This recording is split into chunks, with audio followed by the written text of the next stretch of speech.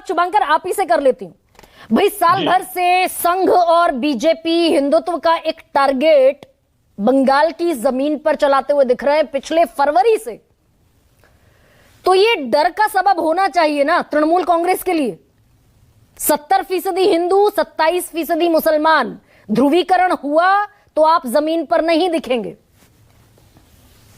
नहीं गरिमा जी, मैं से थोड़ा सा बात आपकी सही है, लेकिन डेट को मैं थोड़ा सा ठीक कर देता हूँ। हाँ। ये पिछले जो है फरवरी से नहीं चल रहा है। हाँ। ये 2016 से चल रहा है, ठीक है ना। तो उस समय से मैं देखता चला आ रहा हूं, जब 2019 का जब लोकसभा हुआ, जब बीजेपी ने वहां पे थोड़ी अपनी बढ़त बनाई लोकसभा सीटों पर, उस समय ये मामला और तेज बढ़, क्योंकि 2021 का इलेक्शन आने वाला था। आप उसको खंगाल के देखिएगा तो आपको पता चलेगा, जब प्रधानमंत्री गृह मंत्री गए उस समय के लाइन्स कौन से थे।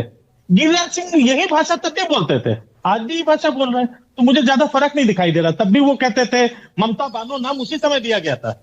आप याद करिएगा, देखिएगा, ममता बानो 2019 में दिया गया था, उस इलेक्शन में उनको ज्यादा ये चीजें कही जाती थी। मुस्लिम तुष्टीकरण की बात 2019 में भी कही गई, 2021 में भी कही गई, 2024 में भी कही गई, ये सारी बातें हुई। मतलब ये ग्राउंड पेनिट्रेशन, शुभंकर आप ये कह रहे हैं जो ग्राउंड पेनिट्रेशन है कि हर हिंदू के घर तक मार्च 2026 तक आपको दस्तक देनी है, ये ग्राउंड पेनिट्रेशन आप कह रहे हैं 2016 से चल रहा है।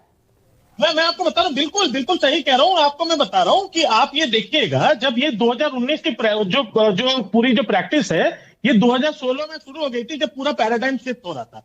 तो अधिकारी उधर गए, ये सारी चीजें जानने शुरू हुए, ये पूरा जो वहां का एक वो बनना शुरू हुआ। खाका 2019 का उसी समय से तैयार होना शुरू हो गया था। मुकुल राय पूरा इनको सजा रहे थे, इनकी पूरी पार्टी को उस समय सजाया जा रहा था, ये सब चीजें चल रही थी। उस समय यही टारगेट लिया गया था।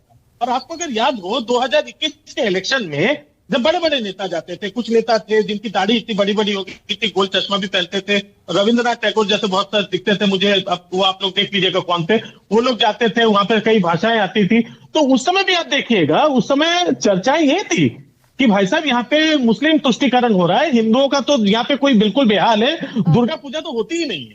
सबसे मजेदार बातें तो ये होनी शुरू हुई थी, दुर्गा पूजा होनी बंद हो गई। नहीं, लेकिन गणित दुरुस्त किया ना शुभंकर भट्टाचार्य, ये टीएमसी के लिए परेशानी का सबब होना चाहिए। आप कैंपेन सॉन्ग लॉन्च कर रहे हैं। नहीं वो मैं आपको क्लियर कर दे रहा हूं। भाई 3 सीटों वाली भारतीय जनता पार्टी कितनी सीटों पर पहुंची? 77 सीट पर। अच्छा चलिए, मैं बिल्कुल एकदम एक्सेप्ट करता हूं कि 3 सीटों वाली भारतीय जनता पार्टी 77 सीट पे पहुंच गई, बहुत अच्छी बात है। हाँ। टीएमसी घट के कितने पे आ गई वो बताइए ना, कि हाँ भाई टीएमसी जो है पहले हो सकता है भाई 200 सीट थे, आज 150 पे आ गई, तब तो मैं मान सकता कि भाई इन्होंने 77 पे बहुत अच्छा छापा मारा, तब कुछ हुआ। इनको तो लगा लगाया पूरा जो तस्करी है। जबकि मैं आपको याद दिला दूं, 1 मिनट मैं आपको याद दिला दूं, 2021 इलेक्शन के पहले हमारे यहाँ से 70 नेता बीजेपी के पाला बदल चुके थे, लेकिन 2021 के इलेक्शन में सीटें कम नहीं थी, टीएमसी की भी बड़ी थी। तो यहाँ पे बात ना, मैं कुछ और शुभंकर आपसे पूछ रही हूँ। 10% वोट शेयर वाली पार्टी कितने फीसद वोट शेयर पर पहुंची? 37%। ये लॉस तो 2 जगह का हुआ। मेनली था लॉस जो है कम्युनिस्ट का लॉस था, जो पूरा पैराडाइम शिफ्ट था वो। दूसरा जो लॉस था वो थोड़ा सा कांग्रेस का भी हुआ, वो वहां पे जो है उनका जो घाटा जो हुआ उसका फायदा बीजेपी को मिला। ये 2 जगह पे जो लॉसेस हुई। लेकिन टीएमसी को अगर आप देखें तो टीएमसी का कोई उसमें से कोई उन्होंने टीएमसी के आंकड़ों में कोई शिफ्टिंग नहीं हुई। नहीं, तो ये दरअसल कोई एक सेकेंड, ये कोई ऐसा कोई जमाया कोई बरगद थोड़ी है शुभंकर भट्टाचार्य। भाई अगर 1 सेकेंड 70% हिंदू है ना, 70% हिंदू है वो। अगर बंगाल को बांग्लादेश बनाए जाने की बात कहेंगे तो बांग्लादेश की तस्वीरें तो देख रहे हैं ना बंगाल के हिंदू।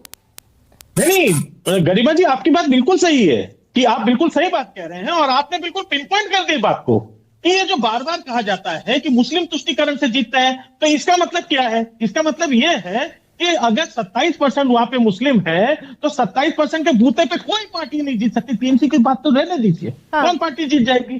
तो ये तो सबसे बेवकूफी की बात फैलाई जाती है कि मुस्लिम तुष्टीकरण से कोई भी राज्य कहीं पे जीत सकता है जहां 70% हिंदू है। आप बिना हिंदुओं को लिए उसमें से, तो ये कहना तो बिल्कुल ही बोगस हो जाता है। इसका मतलब है जनता ने सबसे पहले तो इस बात को कई बार नकारा है, और पिछले इलेक्शन में भी नकारा है। बाइपोलर इलेक्शन है ना शुभंकर, 1 सेकेंड, बाइपोलर इलेक्शन है ना पश्चिम बंगाल का। कांग्रेस और लेफ्ट पार्टी तो 0 पर खड़ी है। गरिमा जी एक बात मैं आपको ना ना, बताऊं, मैं प्रिसाइज सवाल पूछ रही हूं आपसे, रुकिए ना।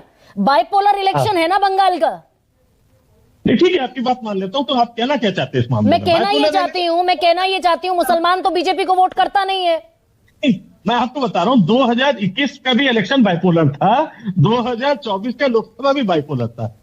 तो ये बातें तो हटा दीजिए, वो कंसर्न से ज्यादा कंसर्न इस बात का है, मामला तो यही तो न बनता है कि भाई मुसलमान राजनीति खेल करके क्या दीदी वहां पे जीत सकती है? नहीं। 2024 का जो इलेक्शन का रिजल्ट था वो भी पूरा मुस्लिम राजनीति का नहीं था, क्योंकि ये तो आपने देश में दिखाया। बंगाल की जो बेसिक राजनीति है उसने कुछ हुआ नहीं। अगर छुआ होता तो संदेश थाली ने कब का दीदी का झोली खाली कर दिया होता, लेकिन ऐसा हुआ नहीं। प्रैक्टिकलिटी जो है वो बीजेपी इस बात को नहीं समझ रही। जब आप क्या होता है कि वो बीजेपी ने एक कांड वहां पे क्या किया, मैं एक एग्जाम्पल के साथ बताता हूं, आपको बहुत अच्छे से समझ में आ जाएगा।